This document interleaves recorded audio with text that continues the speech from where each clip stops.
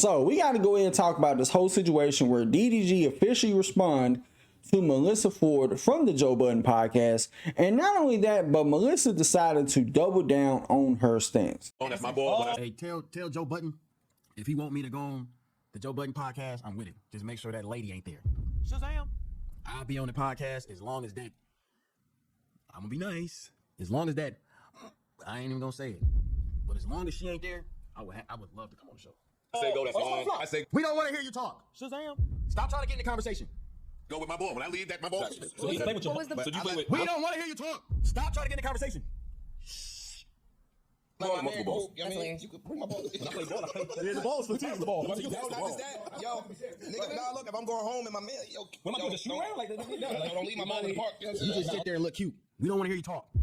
I took a stance. And What's your stance? I really don't know. My stance is with her. My stance is the fact that they're both young and they both, kind of like got into this whirlwind kind of romance or whatever else, and shit's gonna play out online because that's just what fucking young people do. But the reality of the situation is that she had a baby, and a lot of the things that she probably did and feelings that she had, I made the assumption that he was antagonistic in a lot of the things that he's done. I felt like he weaponized his fan base by, doing the whole hashtag free Halo thing and whatever. Homie called me pissed at you. I just don't know. And again, I don't have the context. He was like, Mel thinks that if a woman's going through postpartum, that's an excuse to step all over my feelings and treat me like shit.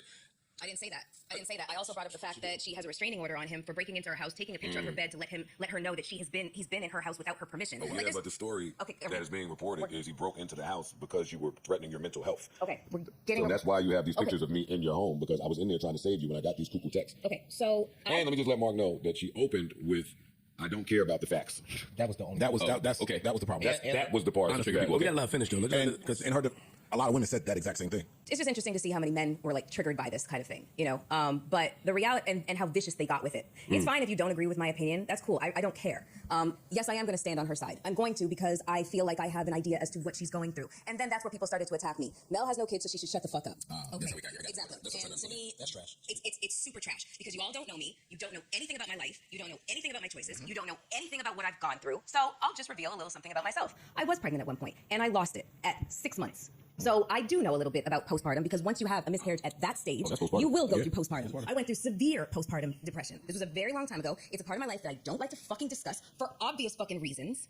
But that is why I took that side, because I felt like I could commiserate with what she was going through as a woman. Also, as a woman going through perimenopause, where my hormones are just having their fucking way with them, the only thing that's I've been able to like get.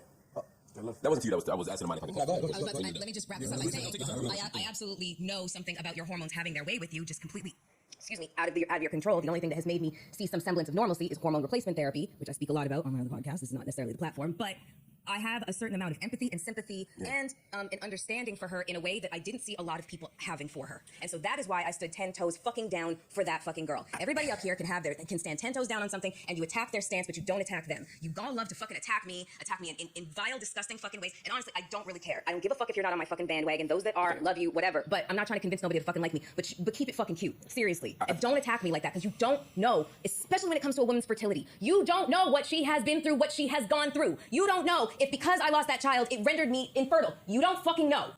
So that's my point. No, so I hear it, and obviously I knew this already. You and I talked about this. I know this for a long time. That's what I was alluding to maybe a month ago when you asked me what I learned from you about what to speak. I didn't want to speak about it directly because I didn't want to put your business out there. But you said it now. I think there's a cruelty to saying you don't have kids.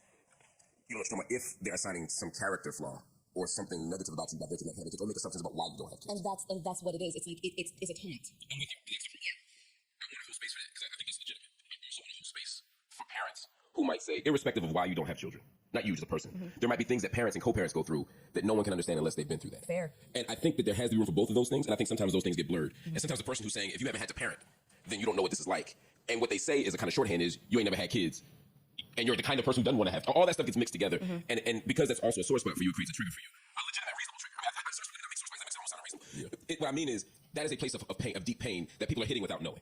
But they also don't care because they're being mean to you. Yes. All of that is true. But again, I don't want to lose sight of the fact that there are some experiences that you probably can only understand if you've been through it. Similar to a man trying to tell you what it's like to lose a baby. Absolutely. And I totally. And I just wanted to put that out. Trust me, I totally understand that stance. And in all honesty, a lot of people don't check in with men to find out how they feel when a woman has lost a baby, how they felt about it. I absolutely, there's not a lot of space held for how men feel about that. Even though I don't agree with somebody trying to go out their way to attack somebody in a vile manner, at the same time, you were being very antagonistic towards DDG, and not even fair to him. because you came off like it's only a one-sided thing and that this isn't an equally toxic relationship between both of them. Why did she break into his house? Because she was going cuckoo for Cocoa Puffs, having a mental breakdown. So he wanted to make sure she was safe and the kid was safe. Why did he rip the camera system out the wall? We don't know. We ain't gonna go down that road. Mostly because of the wild rumors that circulate around it.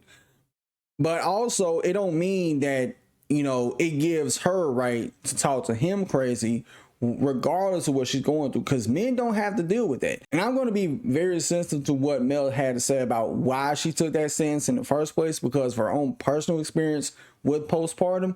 I just think that would have been a better point to bring up in the heat of the moment instead of just lashing out in the way she did at the time. It would have been much better, and I think it would have made for a better conversation, just like how there could be a conversation being had about men who have a history of verbal abuse or any type of abuse get into a relationship with a woman, they have a kid together, and she's going through postpartum, and because of that postpartum, she starts lashing out and attacking him no matter what he's doing. He could be trying to roll out the red carpet for you, do anything that you want to make you feel as comfortable as possible in your lowest moment.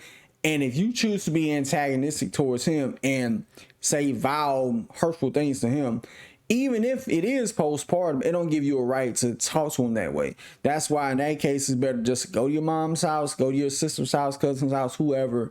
But he's not going to want to be around you, because how you talk to him is going to be a trigger for him because of his past. Same as if you start to say the next day, I'm sorry, I'll never do it again. That can also be another trigger for him. Instead of saying that, just, you know, do something that says I'm sorry better than, you know, I'll never do it again. I don't think having postpartum gives anybody the right to be an asshole to somebody. Now, granted, my understanding about postpartum is that it affects women very differently, where some will have like violent outbursts like that, and others, they'll be able to handle postpartum a lot better than others. It's really a case-by-case basis. It's not a one-size-fits-all type of thing where it affects people in many different ways. Now, do I think that DDG will actually be on the Joe Budden podcast? Honestly, I don't know, but I can see a situation where he is there and Mel isn't, simply because there would be a lot for them to talk about, not only their own back and forth, but the whole Melyssa Ford thing and their stances on it.